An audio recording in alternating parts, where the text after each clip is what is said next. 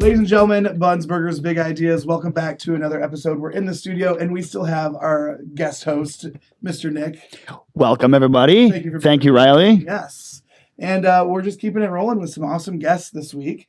We have our operations consultant, Matt, with us today. So thanks for being here, Matt. Yeah, man. I'm really excited. Good. It's been a long time coming. It is exciting. Disappointed I have Nick, but that's okay.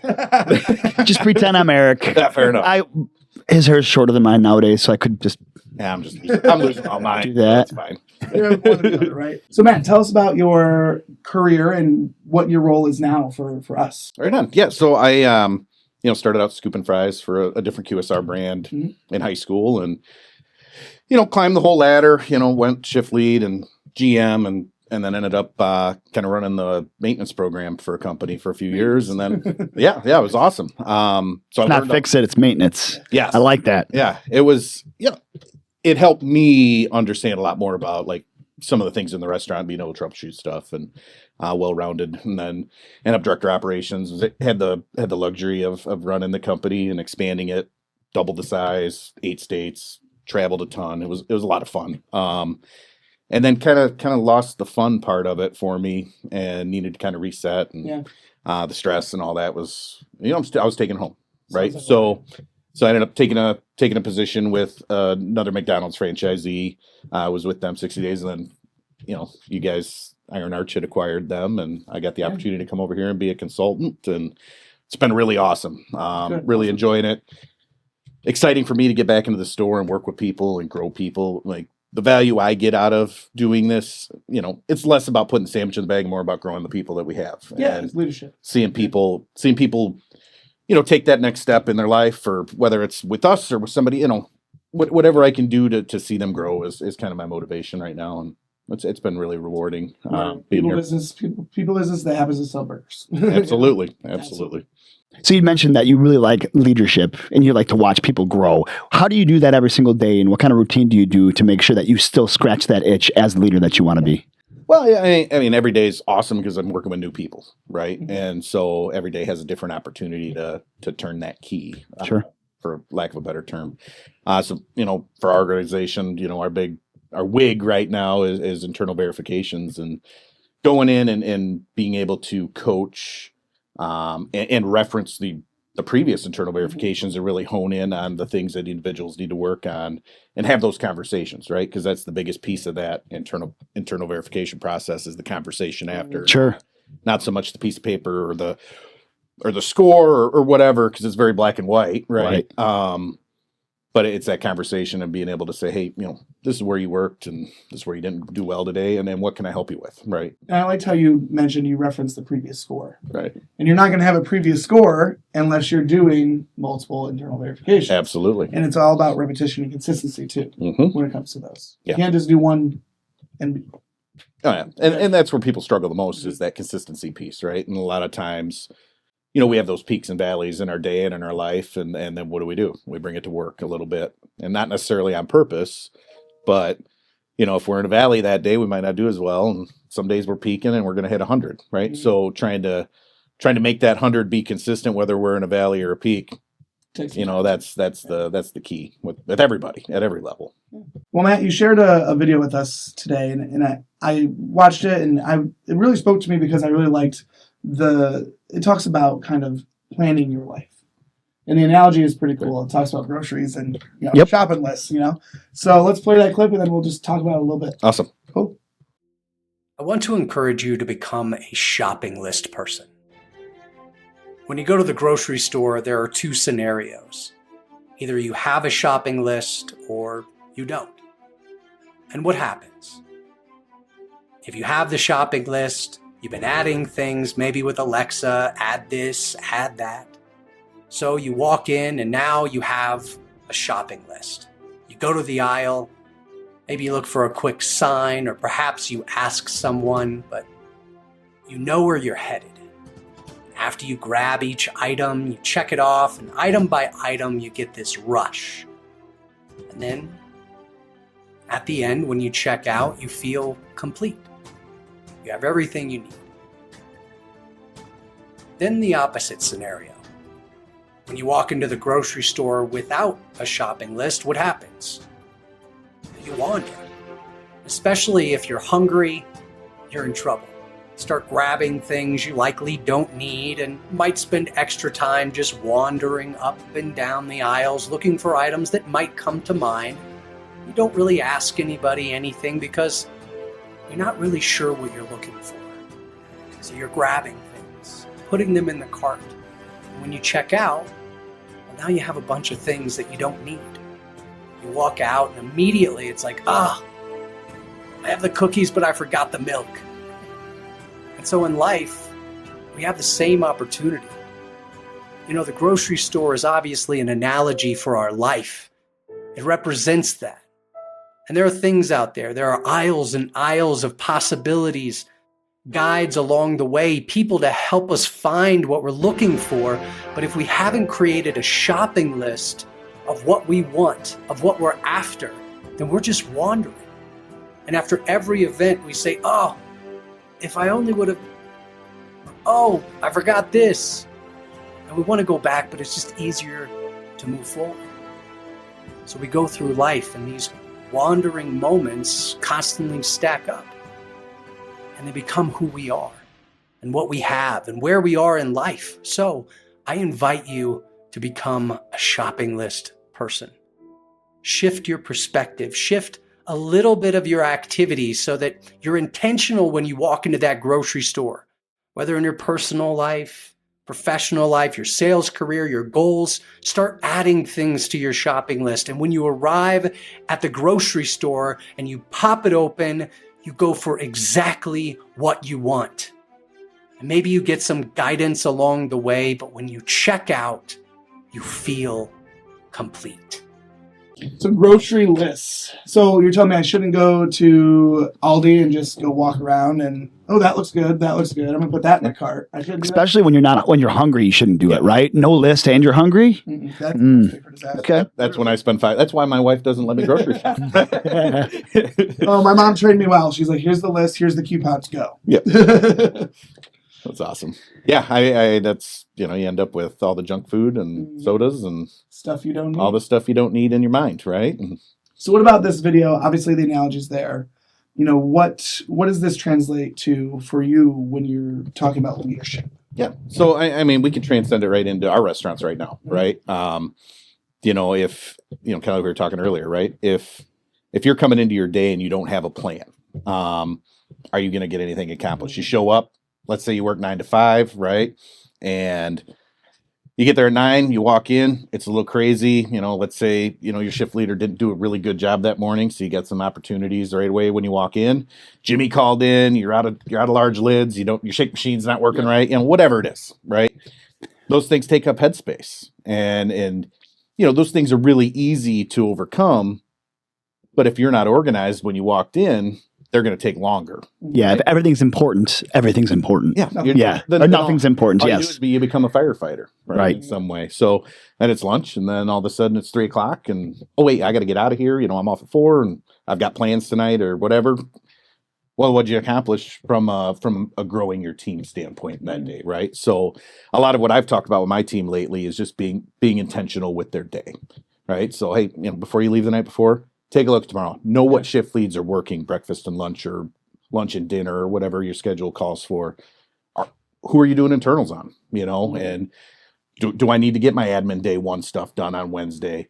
Do I need to do my shift build so that we're hitting labor and doing the profit piece in our organization, right? Do I have to do daily inventory?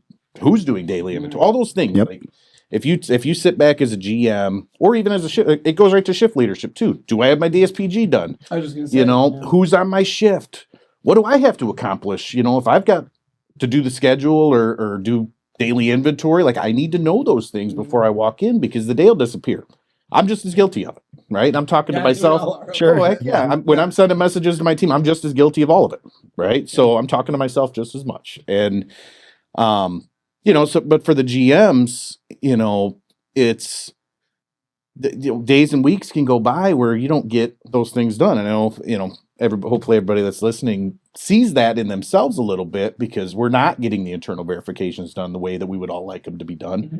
And not every day you can do them. Like I get it, right? Things happen. Things happen. Maybe you have to run the shift as the GM. Maybe whatever it is, right? Whatever comes up. But maybe we have meetings or some, there's other things that pull us away from being able to do those things. But if we're intentional about it the other days of the week and we know we have that meeting, maybe right after your meeting, hey, like today I had a meeting with my team. I had them tied up from 9:15 to 10:15. Well, there's no reason they couldn't do it internal at lunch, but were they prepared for that? Right? I don't know. I'm going to find out here in a little bit. Or if they had planned it, their assistant could have done one during that 9:15 to 10:15 time frame. Yeah, perfect. Absolutely. What I was going to say for like a shift leader, right? What advice would you give them to help plan their day or plan their shift? You kind of mentioned it before, but I just want to dive into that a little bit. Well, I mean, it's really, and it doesn't necessarily have to be the day before, right? It just at the end of your final shift, a lot of what I've told my team is look ahead the whole week, right? Schedule's posted. You know what shifts you're running. There's no reason you can't do, if you're running 5 shifts, why don't you do your 5 DSPGs now, right? Or your shift sheets or whatever you want to refer to them as, right? Sure. Know what staff you have. Know who's working. Do you have the right people, right? You should know that as a shift leader, whether you have the right people for your shift so that you can fix it. Don't wait until the day of because nobody's coming in. And don't wait for somebody else to fix it for you. Right, absolutely. There's too many times that I see where we're scrambling to find help because we don't have the right help. And that's easily solved with a little bit of intentionalism and preparation, right? Yeah. So, yeah. It's like failing to plan is planning to fail. 100%. And I really like the list because I'm a list guy too. And I call it my power list. Yeah, I'm a list guy. And, if it's important to me, because, squirrel, right? That's what happens to me. So if I have a task that I have to accomplish, whether it's today or in the next couple days, it gets on that list because guess what? And I'm sure a lot of people that listen to us and run restaurants or just leaders in general, you get that anxiety. And when you write it down on paper, you get it's out of my anxiety bank. Mm-hmm. Now I don't have to worry about it until I task myself to look at it. So I think that's something to share too with everybody because we all have anxiety. Yeah. We all come in and get, like you said, the whirlwind BS that we do every single day as leaders. I have to categorize my anxiety. And then when you cross off the anxiety and you complete that task, man, you have a lot of you'll feel completed. And to your point, like, you kind of alluded to it, but you didn't say it. Like, finish the day with purpose. Oh, yeah. Yeah, and plan tomorrow with intent, like intention. Just like the video. Yeah, absolutely. Just like the video. Yeah, the video sums it up. If you go to the grocery store with a list, you're going to feel, yes, I have everything I need. I'm set up for dinner for the next day. Yes. Now you have that anxiety all crossed off. But if you go in and you're hungry or it's late and you don't have a plan and you're just grabbing stuff willy-nilly, I think it said in the video, like, oh, you got the cookies, but you forgot the milk. That would definitely, I've done that. Until you have a cookie, and then you're like, where the hell's the milk at? And then you're like, oh, no. Right. Yeah. So the plan and the writing and just being intentional with it. And I feel like for me, for example, I can't do lists don't do it for me. Mm-hmm. So what else? Like, I just need to be intentional. Like the calendar, like I'm more digital. Sure. So it's like calendar, like that's my go-to is where I'll put all my stuff. And that's where you just have to find what works for you. Yep, absolutely. Find what's going to help you be intentional in your day. Yep. Yeah. Yep.